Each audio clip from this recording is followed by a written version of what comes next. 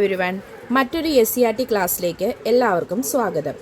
ഇന്നത്തെ ക്ലാസ്സിൽ നമ്മൾ 7ാം ക്ലാസ്സിൻ്റെ ഇന്ത്യൻ ഉപഭൂഖണ്ഡം എന്ന ചാപ്റ്ററാണ് പഠിക്കുന്നത്. അപ്പോൾ കഴിഞ്ഞ ക്ലാസ്സിൽ നമ്മൾ ലെസൺ 5 പഠിച്ചായിരുന്നു. ക്ലാസ് കാണാത്തവരുണ്ടെങ്കിൽ ക്ലാസ് കേൾക്കുക. ഇന്ത്യൻ ഉപഭൂഖണ്ഡത്തെക്കുറിച്ച് അത്യാവശ്യമായിട്ടുള്ള കാര്യങ്ങളൊക്കെയാണ് ഇതിൽ നമുക്ക് എക്സാം പോയിന്റിൽ കുറച്ച് കാര്യങ്ങൾ പഠിക്കാനുണ്ട്. അപ്പോൾ ഇവിടെ ഭൂഖണ്ഡങ്ങളും സമുദ്രവും എന്നൊരു പിക്ചറാണ് ഈ പാഠത്തിൻ്റെ ആദ്യം തന്നെ തന്നിരിക്കുന്നത്. നോക്കിക്കേ, വടക്കേ അമേരിക്ക, തെക്കേ America, Europe, Asia, Africa, Australia, Antarctica വൻകരകളും അതുപോലെ തന്നെ മഹാസമുദ്രങ്ങളുമാണ് ഇവിടെ തന്നിരിക്കുന്നത്. ആർട്ടിക് മഹാസമുദ്രം, അറ്റ്ലാന്റിക് മഹാസമുദ്രം, പസഫിക് മഹാസമുദ്രം, ഇന്ത്യൻ മഹാസമുദ്രം, പസഫിക് മഹാസമുദ്രം. അപ്പോൾ നോക്കിക്കേ, ഏകദേശം നമുക്ക് ഈ പിക്ചറിൽ നിന്ന് തന്നെ ഈ ഭൂഖണ്ഡങ്ങളുടെയും സമുദ്രങ്ങളെയും ഒക്കെ കുറിച്ചുള്ള ഒരു ഐഡിയ കിട്ടും അല്ലേ? നോക്കിക്കേ, ഇനി ഇതിനെക്കുറിച്ച് നമുക്ക് പഠിക്കാം. വിസ്തൃതമായ മരുഭൂമികൾ, പീഠഭൂമികൾ മുതലായ പല ഭൂരൂപങ്ങളും നമ്മുടെ ഭൂഖണ്ഡങ്ങളിൽ നമുക്ക് കാണാൻ സാധിക്കുന്നു. അപ്പം നമ്മുടെ രാജ്യമായ ഇന്ത്യ ഏത് ഭൂഖണ്ഡത്തിലാണെന്ന് ചോദിച്ചാൽ നോക്കിക്കുക, ഏത് ഭൂഖണ്ഡത്തിലാണ് നമ്മുടെ രാജ്യമായ ഇന്ത്യ വരുന്നത്? അത് ഏഷ്യയിലാണല്ലേ വരുന്നത്. അപ്പോൾ ഉപഭൂഖണ്ഡത്തെക്കുറിച്ചാണ് ഇവിടെ നമുക്ക് ആദ്യം പഠിക്കാനുള്ളത്. ഭൂഖണ്ഡങ്ങളിലേതുപോലെ തന്നെ വൈവിധ്യമാർന്ന ഭൂപ്രകൃതി വിഭാഗങ്ങളും വിശാല ഭൂഖണ്ഡ ഭാഗങ്ങളെ ഉപഭൂഖണ്ഡങ്ങൾ എന്ന് വിശേഷിപ്പിക്കുന്നു. അപ്പോൾ പാമീർ പീഠഭൂമിയാണ് ഏഷ്യ ഭൂഖണ്ഡത്തിൻ്റെ തെക്കു ഭാഗത്ത് ഇതര ഭാഗങ്ങളിൽ നിന്നും ഭൂമിശാസ്ത്രപരമായി വേറിട്ട് നിർത്തുന്നത്. അപ്പോൾ ഏഷ്യ ഭൂഖണ്ഡത്തിൻ്റെ തെക്ക് ഭാഗത്ത് പാമീർ പീഠഭൂമി. ഹിമാലയം പഠിച്ചപ്പോൾ നമ്മൾ ഭൂലോകത്തിൻ്റെ മേൽക്കൂര എന്ന് പാമീറിനെ വിശേഷിപ്പിക്കും എന്ന് പറഞ്ഞായിരുന്നു. ഇതര ഭാഗങ്ങളിൽ നിന്നും ഭൂമിശാസ്ത്രപരമായി വേറിട്ട് നിർത്തുന്നത് എന്താണ്? പാമീർ പീഠഭൂമിയാണ് ഏഷ്യ ഭൂഖണ്ഡത്തെ. ഉന്നതമായ പർവ്വത ശിഖരങ്ങൾ, വിശാലമായ സമതലങ്ങൾ, മരുഭൂമി പ്രദേശങ്ങൾ, കാഠിന്യമേറിയ ശിലകളാൽ നിർമ്മിതമായ പീഠഭൂമി പ്രദേശങ്ങൾ, തീരസമതലങ്ങൾ, ദ്വീപുകൾ ഇവയൊക്കെ ഉൾപ്പെടുന്നതാണ് ഇന്ത്യൻ ഉപഭൂഖണ്ഡത്തിൻ്റെ ഭൂപ്രകൃതി എന്ന് പറയുന്നത്. വളരെ വൈവിധ്യങ്ങൾ നിറഞ്ഞതാണെന്ന് നമ്മൾക്കറിയാം അല്ലേ? അപ്പോൾ ഇവിടെ ഈ ബോക്സ് ഒന്ന് വായിച്ചിട്ട് നമുക്ക് താഴേക്ക് പോകാം. ലോകത്തിൻ്റെ മേൽക്കൂര എന്ന് വിശേഷിപ്പിക്കുന്ന പാമീർ പീഠഭൂമി ടിയാൻ ഷാൻ, കാരക്കോറം, കുൻലൂൺ, ഹിന്ദുക്കുഷ് എന്നീ പർവ്വതനിരകളുടെ സംഗമസ്ഥാനമാണ്. അപ്പോൾ ഇന്ത്യൻ ഉപഭൂഖണ്ഡത്തിൻ്റെ വടക്കേ അതിർത്തിയിൽ ഹിമാലയ പർവ്വതവും കിഴക്കേ അതിർത്തിയിൽ അരക്കൻ പർവ്വതനിരകളും പടിഞ്ഞാറേ അതിർത്തിയിൽ ഹിന്ദുക്കുഷ് പർവ്വതനിരയും സ്ഥിതി ചെയ്യുന്നു. ഇന്ത്യൻ ഉപഭൂഖണ്ഡത്തിൻ്റെ വടക്കേ അതിർത്തിയിൽ എന്താണ്? ഹിമാലയം. കിഴക്കേ അതിർത്തിയിൽ അരക്കൻ പർവ്വതനിരകൾ. പടിഞ്ഞാറേ അതിർത്തിയിലാണെങ്കിലോ ഹിന്ദുക്കുഷ് പർവ്വതനിരയും സ്ഥിതി ചെയ്യുന്നു. ഇന്ത്യൻ ഉപഭൂഖണ്ഡത്തിൻ്റെ തെക്കേ അതിർത്തിയിൽ എന്താണ്? ഇന്ത്യൻ മഹാസമുദ്രമാണ്. ഒരു രാജ്യത്തിൻ്റെ പേരിൽ അറിയപ്പെടുന്ന ഏക സമുദ്രമാണ് ഇന്ത്യൻ മഹാസമുദ്രം. അപ്പോൾ ക്വസ്റ്റ്യൻ നമ്മളോട് ഇങ്ങനെ ചോദിക്കാം, ഒരു രാജ്യത്തിന്റെ പേരിൽ അറിയപ്പെടുന്ന ഏക സമുദ്രം ഏതാണ്? ഇന്ത്യൻ മഹാസമുദ്രം. എവിടെയാണത്? അത് ഇന്ത്യയിലാണ് എന്ന് തന്നെ നമുക്ക് പറയാം. ഏഷ്യ ഭൂഖണ്ഡത്തിലാണ്. ഇന്ത്യൻ ഉപഭൂഖണ്ഡത്തിൻ്റെ വടക്കു ഭാഗത്തുള്ള പർവ്വതനിരകൾ ഏതൊക്കെയാണെന്ന് ചോദിച്ചിട്ടുണ്ട്. പാകിസ്ഥാനിലെ ഹിന്ദുക്കുഷ് പർവ്വതനിര, ഇന്ത്യ, നേപ്പാൾ, ഭൂട്ടാൻ എന്നീ രാജ്യങ്ങളിലായി ഹിമാലയ പർവ്വതനിര എന്നിവയാണവ. ലോകത്തിലെ ഉയരമേറിയ മിക്ക കൊടുമുടികളും ഈ പർവ്വത മേഖലയിലാണ് ഉള്ളത്. ഹിമാലയ പർവ്വതനിരയ്ക്ക് തെക്ക് ഭാഗത്ത് വിശാലമായ സമതല പ്രദേശമാണ് ഉള്ളത്. സിന്ധു, ഗംഗ, ബ്രഹ്മപുത്ര എന്നീ നദികൾ വഹിച്ചുകൊണ്ടുവന്ന എക്കൽ നിക്ഷേപങ്ങളാലാണ് അതിവിശാലമായ ഈ സമതലം രൂപപ്പെട്ടിട്ടുള്ളത്. 9ാം ക്ലാസ്സിൽ പാഠം പഠിച്ചപ്പോൾ നമ്മൾ ഇതൊക്കെ പഠിച്ചതാണല്ലേ. അപ്പം ബേസിക് നമ്മൾ 7ൽ നിന്നാണ് തുടങ്ങുന്നതെന്ന് ഇതിൽ നമുക്ക് മനസ്സിലാകും. ഉത്തര മഹാസമതലം എന്ന് വിശേഷിപ്പിക്കുന്ന ഈ സമതല പ്രദേശങ്ങൾ ഉപഭൂഖണ്ഡത്തിൻ്റെ കിഴക്കു മുതൽ പടിഞ്ഞാറ് വരെ വ്യാപിച്ചു കിടക്കുന്നു. ഇനി ഇന്ത്യൻ ഉപഭൂഖണ്ഡത്തിൻ്റെ ഈ പിക്ചർ കണ്ട് നമ്മൾ പഠിച്ചതായിരുന്നു 9ാം ക്ലാസ്സിൻ്റെ പാഠത്തിൽ അല്ലേ. ഉത്തരേന്ത്യൻ സമതലങ്ങളുടെ സവിശേഷതകൾ എന്തൊക്കെയാണ്? ഫലഭൂഷ്ടമായ മണ്ണ്, നിരപ്പാർന്ന ഭൂപ്രദേശം, നദികളാൽ ജലസമൃദ്ധം, ജനനിബിഡം. ഉത്തര മഹാസമുദ്രത്തിന് തെക്കു ഭാഗം പീഠഭൂമിയാണ്. അപ്പോൾ ഉത്തര മഹാസമുദ്രത്തിൻ്റെ തെക്ക് ഭാഗത്ത് എന്താണ്? ഉത്തര മഹാസമുദ്രത്തിൻ്റെ തെക്ക് ഭാഗത്ത് പീഠഭൂമിയാണ്. ഇതിന് സമുദ്രനിരപ്പിൽ നിന്നും ഏകദേശം 150 മുതൽ 900 മീറ്റർ വരെ ഉയരമുള്ളതായി കണക്കാക്കുന്നു. ഏറെക്കുറെ ത്രികോണാകൃതിയിലുള്ള ഈ ഭൂഭാഗത്തിന് ഉപദ്വീപീയ പീഠഭൂമി എന്നാണ് പറയുന്നത്. സമുദ്രനിരപ്പിൽ നിന്നും ഏകദേശം 150 മുതൽ 900 മീറ്റർ വരെ ഉയരമുണ്ട്. ഏറെക്കുറെ ത്രികോണാകൃതിയിലാണ്. ഇതിനെ എന്ത് പറയുന്നു? ഉപദ്വീപീയ പീഠഭൂമി. അപ്പോൾ ഉത്തര മഹാസമുദ്രത്തിൻ്റെ തെക്കു ഭാഗത്താണ് ഉപദ്വീപീയ പീഠഭൂമി കാണപ്പെടുന്നത്. ഇവിടെ ഈ ഓറഞ്ച് ലൈൻ തന്നിരിക്കുന്നതാണ് ഉപദ്വീപീയ പീഠഭൂമി എന്ന് പറയുന്നത്. നോക്കിക്കേ, ഉപദ്വീപീയ പീഠഭൂമി വരുന്ന ഭാഗങ്ങൾ കണ്ടോ? പിന്നെ നമ്മുടെ നിയർ ബൈ കൺട്രീസാണ് ആ ബാക്കി കളറുകളിൽ തന്നിരിക്കുന്നത്, നമ്മുടെ അയൽ രാജ്യങ്ങൾ.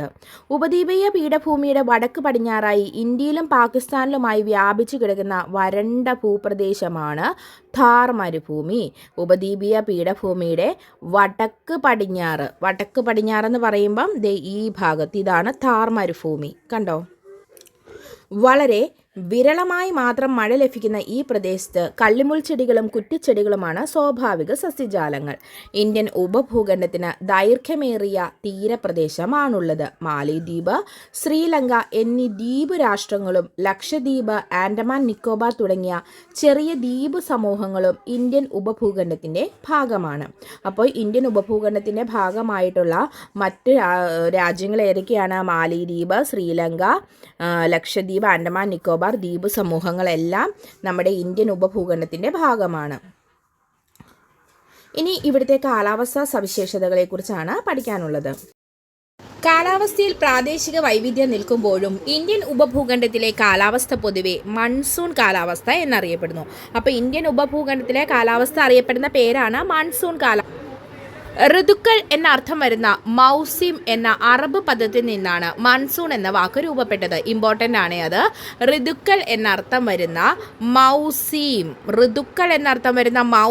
എന്ന അറബ് പദത്തിൽ നിന്നാണ് മൺസൂൺ എന്ന വാക്ക് രൂപപ്പെട്ടത്. ഇന്ത്യൻ ഉപഭൂഖണ്ഡത്തിൻ്റെ കാലാവസ്ഥയെ മൺസൂൺ കാറ്റ് സ്വാധീനിക്കുന്നു.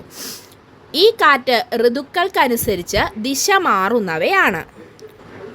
സൂര്യൻ്റെ അയനം മൂലം ഉത്തരായന കാലത്ത് സൂര്യൻ്റെ സ്ഥാനം ഉപഭൂഖണ്ഡത്തിന് മുകളിലായിരിക്കുമ്പോൾ കരഭാഗത്തെ വായു ചൂടുപിടിച്ച് മുകളിലേക്ക് ഉയരുന്നു.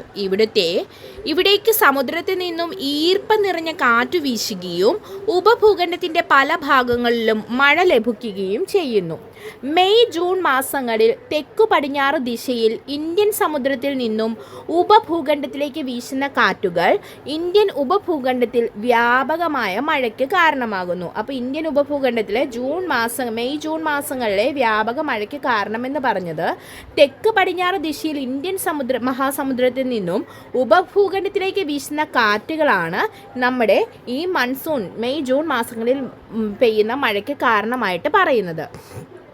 ഇനി ദക്ഷിണായന സമയത്ത് സൂര്യൻ്റെ സ്ഥാനം ഇന്ത്യൻ സമുദ്രത്തിന് മുകളിലാകുമ്പോൾ സമുദ്രോപരിതലത്തിലെ വായു ചൂട് പിടിച്ചുയരുകയും ഇവിടേക്ക് ഉത്തരദിക്കിൽ നിന്നുള്ള കാറ്റ് വീശുകയും ചെയ്യുന്നു. അപ്പോൾ സെപ്റ്റംബർ ഒക്ടോബർ മാസങ്ങളിൽ വടക്ക് കിഴക്ക് നിന്ന് തെക്ക് പടിഞ്ഞാറോട്ട് വീശുന്ന ഈ കാറ്റുകൾ പൊതുവെ വരണ്ടതായതിനാൽ മഴയുടെ അളവ് അപ്പോൾ നമുക്ക് കുറവായിരിക്കും. എന്നാൽ ബംഗാൾ ഉൾക്കടലിൽ നിന്ന് നീരാവി ആഗിരണം ചെയ്യുന്നതോടെ ഉപദ്വീപീയ ഭാഗത്തിൻ്റെ കിഴക്കൻ തീരങ്ങളിൽ വ്യാപകമായ മഴയ്ക്കും അത് കാരണമാകുന്നു. അപ്പോൾ ഇവിടെ നമുക്ക് സൂര്യൻ്റെ അയനത്തെക്കുറിച്ച് ഒരു ബോക്സ് തന്നിട്ടുണ്ട്. സൂര്യൻ്റെ ആപേക്ഷിക സ്ഥാനം എവിടെയാണ്? ഉത്തരായന രേഖയ്ക്കും ദക്ഷിണായന രേഖയ്ക്കും ഇടയിൽ മാറിക്കൊണ്ടിരിക്കുന്ന പ്രതിഭാസമാണ് അയനം എന്ന് പറയുന്നത്. അതായത് 23.5 ഡിഗ്രി വടക്കിനും 23.5 ഡിഗ്രി തെക്കിനും ഇടയിൽ സൂര്യൻ മാറിക്കൊണ്ടിരിക്കുന്ന ഈ പ്രതിഭാസത്തിനാണ് എന്ത് പറയുന്നത്? അത് അയനം എന്ന് പറയുന്നത്.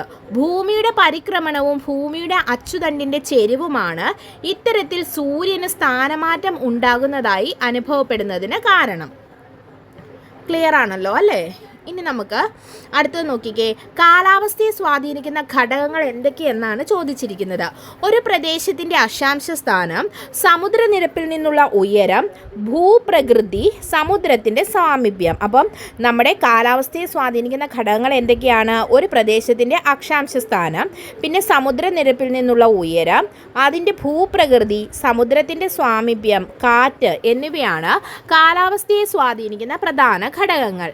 പ്രധാന അക്ഷാംശ രേഖയായ ഉത്തരായന രേഖയ്ക്ക് ഇരുവശവും വ്യത്യസ്ത കാലാവസ്ഥയാണ് അനുഭവപ്പെടുന്നത്. അപ്പോൾ പ്രധാന അക്ഷാംശ രേഖ ഏതാണ്? ഉത്തരായന രേഖ. ഉത്തരായന രേഖയ്ക്ക് ഇരുവശവും വ്യത്യസ്ത കാലാവസ്ഥ അനുഭവപ്പെടുന്നു. ഉത്തരായന രേഖയ്ക്കും വടക്കുഭാഗത്ത് മിതോഷ്ണ കാലാവസ്ഥയും തെക്കുഭാഗത്ത് ഉഷ്ണ കാലാവസ്ഥയുമാണ് അനുഭവപ്പെടുന്നത്. മനസ്സിലായോ? ഉത്തരായന രേഖയ്ക്ക് വടക്ക് ഭാഗത്ത് എന്താ? മിതോഷ്ണ കാലാവസ്ഥയും തെക്ക് ഭാഗത്ത് ഉഷ്ണ കാലാവസ്ഥയുമാണ് അനുഭവപ്പെടുന്നത്. ഓക്കെ. ഉഷ്ണമേഖലയിൽ ശൈത്യകാലത്തും ഉഷ്ണകാലത്തും അനുഭവപ്പെടുന്ന താപനിലയെ പൊതുവെ മിതമായിരിക്കും. അപ്പോൾ ഉഷ്ണമേഖലയിൽ ശൈത്യകാലത്തും ഉഷ്ണകാലത്തും അനുഭവപ്പെടുന്ന താപനില എന്ന് വെച്ചിട്ടുണ്ടെങ്കിൽ അതിൻ്റെ വ്യത്യാസം പൊതുവെ മിതമായിട്ടുള്ളതായിരിക്കും. എന്നാൽ മിതോഷ്ണ മേഖലയിൽ ശൈത്യകാലത്തെയും ഉഷ്ണകാലത്തെയും താപനിലയിലെ അന്തരം പൊതുവെ കൂടുതലായിരിക്കും. മൂന്നാർ ഗവൺമെൻറ് മോഡൽ റെസിഡൻഷ്യൽ സ്കൂളിൽ പഠിക്കുന്ന ദിയ തിരുവനന്തപുരത്ത് തൻ്റെ വീട്ടിലേക്ക് എഴുതിയ ഒരു കത്തിൻ്റെ ഭാഗമാണ് നമുക്കിവിടെ തന്നിരിക്കുന്നത്. അപ്പോൾ അവിടുത്തെ കാലാവസ്ഥയെക്കുറിച്ചുള്ള കാര്യമാണ് ആ കുട്ടി അവിടെ പറയുന്നത്. നമുക്കതിൻ്റെ കുറച്ച് വായിക്കാം. തണുപ്പ് വളരെ കൂടുതലായ രാത്രിയിൽ 2 പുതപ്പ് പുതയ്ക്കേണ്ട അവസ്ഥയാണ്. അതായത് കാലാവസ്ഥയിലുള്ള വ്യത്യാസത്തെയാണ് ഇവിടെ കാണിച്ചിരിക്കുന്നത്. തിരുവനന്തപുരത്തേക്ക് വരുമ്പോഴോ അവിടെ കൃഷി ചെയ്യുന്ന ആപ്പിളും സ്ട്രോബെറിയും കൊണ്ടുവരാമെന്ന്. അപ്പോൾ ചൂട് കാലാവസ്ഥ തിരുവനന്തപുരത്ത്, മൂന്നാറിൽ എന്താണ് അതിൻ്റെ ഓപ്പോസിറ്റ് കാലാവസ്ഥയാണ് വരുന്നത്. മൂന്നാർ, ഊട്ടി എന്നീ സ്ഥലങ്ങൾ എന്തുകൊണ്ടാണ് തണുത്ത കാലാവസ്ഥ അനുഭവപ്പെടുന്നതെന്നാണ് ചോദിച്ചിരിക്കുന്നത്. അപ്പോൾ അതിൻ്റെ താപനഷ്ട നിരക്കിനെ കുറിച്ചൊക്കെ നമ്മൾ കഴിഞ്ഞ ക്ലാസ്സിൽ പഠിച്ചിട്ടുണ്ട്. അപ്പോൾ അതുകൊണ്ടാണ് ആ വ്യത്യാസം കാരണമാണ് എന്ത് പറ്റുന്നത്, ഈ കാലാവസ്ഥയിലെ വ്യതിയാനം സംഭവിക്കുന്നത്. കാലാവസ്ഥയെ സ്വാധീനിക്കുന്ന മറ്റൊരു പ്രധാന ഘടകമാണ് ഭൂപ്രകൃതി. ഈർപ്പവാഹിയായ കാറ്റിൻ്റെ ദിശയ്ക്ക് അഭിമുഖമായി നിൽക്കുന്ന പർവ്വതങ്ങൾ കാറ്റിനെ തടഞ്ഞു നിർത്തി മഴ പെയ്യിക്കുന്നു. സഹ്യപർവ്വത നിരകളുടെ പടിഞ്ഞാറേ ചരിവായ കേരളത്തിൽ ധാരാളം മഴ ലഭിക്കുമ്പോൾ ഈ മലനിരകളുടെ കിഴക്കൻ ചെരിവായ തമിഴ്നാട്ടിൽ മഴ വളരെ കുറവാനുള്ള കാരണം ഇപ്പോൾ ബോധ്യമായല്ലോ. അപ്പം മഴനില പ്രദേശങ്ങൾ എന്നാണ് മഴ കുറവായ ഇത്തരം പ്രദേശങ്ങളെ പറയുന്നത്. അപ്പം കാലാവസ്ഥയെ സ്വാധീനിക്കുന്ന പ്രധാന ഘടകം ഭൂപ്രകൃതിയാണ്. സഹ്യപർവ്വത നിരകളുടെ പടിഞ്ഞാറേ ചെരിവായ കേരളത്തിൽ ധാരാളം മഴ ലഭിക്കുന്നു. പക്ഷേ കിഴക്കൻ ചെരിവായ തമിഴ്നാട്ടിലോ അവിടെ മഴ വളരെ കുറവായിരിക്കും ലഭിക്കുന്നത്. പർവ്വതനിരകൾക്ക് സമാന്തരമായി ഈർപ്പവാഹിയായ കാറ്റ് വീശുന്നു. ഇടങ്ങളിൽ തടസ്സങ്ങളില്ലാത്തതിനാൽ കാറ്റ് മഴ പെയ്യിക്കാതെ കടന്നുപോകും. രാജസ്ഥാനിലെ ആരവല്ലി മരനിരകൾ ഉൾപ്പെടുന്ന പ്രദേശം മരുഭൂമിയായി മാറിയതിന് പിന്നിലെ കാരണം ഇതാണ്. അപ്പോൾ എന്താണ്, പർവ്വതനിരകളിൽ സമാന്തരമായി ഈർപ്പവാഹിയായ കാറ്റ് വീശുമ്പോൾ അവിടെ തടസ്സമില്ലാതെ കാറ്റ് അങ്ങ് പോകും. അപ്പോൾ അവിടെ മഴ പെയ്യുന്നത് കുറവായിരിക്കും. സമുദ്രത്തോട് ചേർന്ന് കിടക്കുന്ന പ്രദേശങ്ങളിലെ ആർദ്ര കാലാവസ്ഥയും സമുദ്രത്തിൽ നിന്ന് ഏറെ അകലെ സ്ഥിതി ചെയ്യുന്ന പ്രദേശങ്ങളിൽ താരതമ്യേന വരണ്ട കാലാവസ്ഥയും അനുഭവപ്പെടുന്നത്. അപ്പോൾ കാറ്റിൻ്റെ ദിശയും അതിൻ്റെ ജലാംശത്തിൻ്റെ അളവും കാലാവസ്ഥയെ വളരെയേറെ സ്വാധീനിക്കുന്നുണ്ട്. കാശ്മീരിലെ ജനങ്ങളുടെ വസ്ത്രധാരണ രീതിയും തമിഴ്നാട്ടിലെ ജനങ്ങളുടെ വസ്ത്രധാരണ രീതിയും ഒരുപോലെയാണോ? അല്ല. കാരണം എന്താണ്, കാലാവസ്ഥയ്ക്കനുസരിച്ചാണ് നമ്മൾ ഓരോ ഭൂപ്രകൃതിയിലും ഓരോ ഭൂപ്രദേശത്തും ആളുകൾ ജീവിക്കുന്നത്. ഓരോ പ്രദേശത്തെയും ഭൂപ്രകൃതി, കാലാവസ്ഥ എന്നിവയ്ക്ക് അനുസൃതമാണ് അതാതിടങ്ങളിലെ ജനങ്ങളുടെ കൃഷി, ആഹാരം, പാർപ്പിടം, വസ്ത്രധാരണം, ആചാരം, ആഘോഷങ്ങൾ തുടങ്ങിയവയെല്ലാം. ഇന്ത്യയിൽ ഭൂരിപക്ഷം ജനങ്ങളും കാർഷിക വൃത്തിയിൽ ഏർപ്പെട്ടിരിക്കുന്നവരായതിനാൽ മഴയുടെ വിതരണത്തിൽ ഉണ്ടാകുന്ന ഏറ്റക്കുറച്ചിലുകൾ ജനജീവിതത്തെ ഗണ്യമായി സ്വാധീനിക്കുന്നു. ഉയർന്ന മഴ ലഭിക്കുന്ന പ്രദേശങ്ങളിൽ വ്യാപകമായി കൃഷി നടക്കുമ്പോൾ ജലദൗർലഭ്യത്താൽ പല ഭാഗങ്ങളും കൃഷിക്ക് അനുയോജ്യമല്ലാതായി മാറുന്നു. മഴയുടെ ഏറ്റക്കുറച്ചിലുകൾക്കനുസരിച്ച് കൃഷി ചെയ്യുന്ന വിളകളും വ്യത്യാസപ്പെട്ടിരിക്കുന്നു. ഉയർന്ന മഴ ലഭിക്കുന്ന പ്രദേശങ്ങളിൽ നെല്ലും മിതമായ മഴ ലഭിക്കുന്ന പ്രദേശങ്ങളിൽ ഗോതമ്പുമാണ് പ്രധാന ധാന്യവിളകൾ. മഴ തീരെ കുറഞ്ഞ പ്രദേശങ്ങളിൽ പയർവർഗ്ഗങ്ങളും പരുക്കൻ ധാന്യങ്ങളും കൃഷി ചെയ്തു പോരുന്നു. ഇനി ഈ പട്ടിക ഇമ്പോർട്ടൻ്റ് ആണ്, ഇത് പഠിക്കണം. കാരണം ഇവിടെ നെല്ല്, ഗോതമ്പ്, തണ്ണിമത്തൻ, ഈ നെല്ലും ഗോതമ്പും ഇമ്പോർട്ടൻ്റ് ആണ്, പരീക്ഷയ്ക്ക് ആവർത്തിച്ച് ചോദിക്കുന്നതാണ്. നെല്ലിൻ്റെ ജലത്തിൻ്റെ ആവശ്യകത എന്ന് പറയുന്നത് ധാരാളം ജലം ആവശ്യമാണ് നെൽകൃഷിക്ക്. അതിൻ്റെ വിത്ത് വിതയ്ക്കുന്നത് നമ്മൾ ജൂൺ മാസത്തിലും വിളവെടുക്കുന്നത് സെപ്റ്റംബർ മാസത്തിലുമാണ്. അതുപോലെ തന്നെ ഗോതമ്പ് മിതമായ അളവിലാണ് ഗോതമ്പ് കൃഷിക്ക് ജലം ആവശ്യമുള്ളൂ. ഒക്ടോബർ മാസങ്ങളിൽ വിത്ത് വിതയ്ക്കുകയും മാർച്ച് മാസത്തിൽ വിളവെടുക്കുകയുമാണ് ചെയ്യുന്നത്. തണ്ണിമത്തനാണെങ്കിലോ വിരളമായ മഴ ലഭിക്കുന്ന പ്രദേശങ്ങളിൽ ജലസേചന സൗകര്യം ആവശ്യമാണ്. ഏപ്രിൽ മാസത്തിൽ വിത്ത് വിതയ്ക്കുകയും വിളവെടുക്കുന്നത് ജൂൺ മാസത്തോടു കൂടിയുമാണ്. ഇന്ത്യയിലെ 3 കാർഷിക കാലങ്ങൾ ഖാരിഫ്, റാബി, സെയ്ദൊക്കെ നമ്മൾ പഠിച്ചതാണ് കേട്ടോ. തെക്ക് പടിഞ്ഞാറൻ മൺസൂൺ അതുകൊണ്ടാണ് പറയാത്തത്, കാരണം ഇതെല്ലാം നമ്മൾ കഴിഞ്ഞ ക്ലാസ്സുകളിലൊക്കെ നമ്മുടെ SCERT ടെക്സ്റ്റ് ബുക്കിൽ നമ്മൾ ഇത് റിപ്പീറ്റ് ചെയ്ത് പഠിച്ചിട്ടുണ്ട്. തെക്ക് പടിഞ്ഞാറൻ മൺസൂണിനോട് ചേർന്ന് വരുന്ന ഖാരിഫ് കാലത്ത് ഊഷ്മാവും ജലവും കൂടുതൽ ആവശ്യമായ നെല്ല്, പരുത്തി, ചണം, അരിച്ചോളം, ബജ്ര, തുവര എന്നിവ കൃഷി ചെയ്യുന്നു. അപ്പോൾ തെക്ക് പടിഞ്ഞാറൻ മൺസൂണിനോട് ചേർന്ന് വരുന്ന ഖാരിഫ് കാലത്ത് അപ്പം അതിനെന്താണ്, വെള്ളം ആവശ്യമാണല്ലേ. അപ്പോൾ ഈ ഖാരിഫ് വിളകൾക്ക് ഒക്ടോബർ, നവംബർ മാസങ്ങളിൽ ശൈത്യകാലത്തിൻ്റെ വരവോടെ ആരംഭിക്കുന്ന റാബി കാലം ഊഷ്മാവും ജലവും മിതമായി മാത്രം ആവശ്യമുള്ള ഗോതമ്പ്, പയർവർഗ്ഗങ്ങൾ, കടുക് മുതലായവയുടെ കൃഷിക്കാണ്. ഫെബ്രുവരി മാസത്തോടെ റാബി കാലം അവസാനിക്കുന്നു. അപ്പോൾ റാബി വിളവെടുപ്പിന് ശേഷം ആരംഭിക്കുന്ന ദൈർഘ്യം കുറഞ്ഞ വേനൽക്കാല കാർഷിക കാലമാണ് സെയ്ദ് എന്ന് പറയുന്നത്. ഈ ഖാരിഫ്, റാബി, സെയ്ദ് ഇമ്പോർട്ടൻ്റ് ആണ് കേട്ടോ. അതിൽ വരുന്ന വിളകൾ ഏതൊക്കെയാണെന്നുള്ളത് ഓർത്തിരിക്കണേ. അപ്പം പഴവും പച്ചക്കറികളുമാണ് കൂടുതലായിട്ടും സെയ്ത് വിളകളിൽ വരുന്നത്. പിന്നെ കാലിത്തീറ്റയൊക്കെ സെയ്ത് വിളകളിലാണ് വരുന്നത്. ജലസേചനം ലഭ്യമായ പ്രദേശങ്ങളിൽ കൃഷി ചെയ്യുന്നു. ഇന്ത്യയിൽ 3 കാർഷികകാലങ്ങൾ ഉണ്ടെങ്കിലും പ്രാദേശിക വ്യതിയാനങ്ങൾ ഇതിലും പ്രകടമാണ്. ഇനി ഭക്ഷ്യവിളകളുടെ കാര്യത്തിലേക്ക് പോയിട്ടുണ്ടെങ്കിൽ രണ്ടായിട്ട് നമ്മൾ ഇതിനെ തിരിക്കുന്നു, ധാന്യങ്ങളെന്നും പയർവർഗ്ഗങ്ങളെന്നും. മൃദുധാന്യങ്ങളായ നെല്ല്, ഗോതമ്പ് എന്നിവയും പരുക്കൻ ധാന്യങ്ങളായ ബജ്ര, ചോളം, റാഗി തുടങ്ങിയവയും ഇന്ത്യയിൽ കൃഷി ചെയ്യുന്നുണ്ട്. പയറ്, തൂവര എന്നിവയും ഇന്ത്യയിൽ കൃഷി ചെയ്യുന്ന പ്രധാന പയർവർഗ്ഗങ്ങളാണ്. നാണ്യവിളകൾ എന്താണ്? വാണിജ്യാടിസ്ഥാനത്തിൽ വൻതോതിൽ കൃഷി ചെയ്യുന്ന വിളകളാണ് നാണ്യവിളകൾ. നാണ്യവിളകളിൽ കരിമ്പ്, പുകയില, പരുത്തി, ചണം, എണ്ണക്കുരുക്കൾ എന്നിവ ഉൾപ്പെടുന്നു. നാരുവിളകളാണെങ്കിലോ പരുത്തിയും ചണവുമാണ് ഇന്ത്യയിലെ പ്രധാന നാരുവിള എന്ന് പറയുന്നത്. തുണിത്തരങ്ങൾ, ബാഗുകൾ, ചാക്കുകൾ തുടങ്ങി നിരവധി വസ്തുക്കൾ നിർമ്മിക്കുന്നതിന് ആവശ്യമായ നാരുകൾ നമുക്ക് നൽകുന്നത് നാരുവിളകളാണ്. ഇനി എണ്ണക്കുരുക്കളോ? ഭക്ഷ്യ എണ്ണ ഉൽപ്പാദിപ്പിക്കുന്നതിനാണ് എണ്ണക്കുരുക്കൾ കൃഷി ചെയ്യുന്നത്. നിലക്കടല, കടുക് വർഗ്ഗങ്ങൾ, സോയാബീൻ, സൂര്യകാന്തി എന്നിവ ഇതിൽ പെടുന്നു. ഇവയ്ക്ക് പുറമെ തേയില, കാപ്പി, റബ്ബർ, സുഗന്ധദ്രവ്യങ്ങൾ, കിഴങ്ങുവർഗ്ഗങ്ങൾ മുതലായ മറ്റു വിളകൾ ഇന്ത്യയിൽ കൃഷി ചെയ്യുന്നുണ്ട്. ഇവയിൽ പലതും തോട്ടവിളകളായാണ് കൃഷി ചെയ്യുന്നത്. ലോകത്തിൻ്റെ വിവിധ ഭാഗങ്ങളിലെ ഭൂഘടനയും മണ്ണിൻ്റെ ഫലഭൂയിഷ്ഠതയും കാലാവസ്ഥയും ജലലഭ്യതയും ജനസാന്ദ്രതയും കൃഷിഭൂമിയുടെ വിസ്തൃതി ഇവയെല്ലാം വ്യത്യസ്തമാണ് അല്ലേ. വിവിധ കൃഷി രീതികൾ നിലനിൽക്കുന്നുണ്ട്. അപ്പം പല കൃഷികൾക്കും ഇന്ത്യയിലെ വിവിധതരം കാർഷിക രീതികളായതുകൊണ്ട് തന്നെ ഇതിനെക്കുറിച്ച് ഡീറ്റെയിൽഡ് ആയിട്ട് നമുക്ക് പഠിക്കേണ്ടതുണ്ട്. അപ്പോൾ ഈ പാഠത്തിൽ വളരെ ലഘുവായിട്ടുള്ള കാര്യങ്ങൾ മാത്രമാണ് പഠിച്ചിട്ടുള്ളത്. ഇത് പഠിച്ചാലും നിങ്ങൾക്ക് ഒരു പ്രിലിമിനറി എക്സാമിനൊക്കെ ഈ ഭാഗത്തു നിന്നൊക്കെയാണ് ചോദ്യങ്ങൾ വരുന്നത്.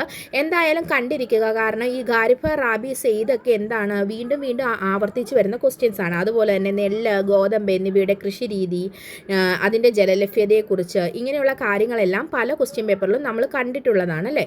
അപ്പോൾ നമ്മൾ ഉപദ്വീപീയ പീഠഭൂമിയെക്കുറിച്ചുള്ള കാര്യങ്ങളൊക്കെയാണ് ഈ ലെസണിൽ പഠിച്ചത്. എല്ലാവരും ഈ ലെസൺ ഒന്ന് കണ്ടു പോവുക. സൂര്യൻ്റെ അയനത്തെക്കുറിച്ച് നമ്മൾ പഠിച്ചിട്ടുണ്ട്. അതുപോലെ തന്നെ താർ മരുഭൂമിയുടെ കാര്യം ഇവിടെ പറഞ്ഞിട്ടുണ്ട്. ഇന്ത്യയുടെ അയൽ സംസ്ഥാനങ്ങളെക്കുറിച്ച് പറഞ്ഞിട്ടുണ്ട്. ലോകത്തിൻ്റെ മേൽക്കൂരയായ പാമീർ പീഠഭൂമിയെക്കുറിച്ച് പറഞ്ഞിട്ടുണ്ട്. വൻകരകളും അതുപോലെ തന്നെ മഹാസമുദ്രങ്ങളും ഇന്ത്യൻ ഉപഭൂഖണ്ഡം എന്ന പാഠത്ത് നമുക്ക് ഇത്രയുമാണ് പഠിക്കാനുള്ളത്.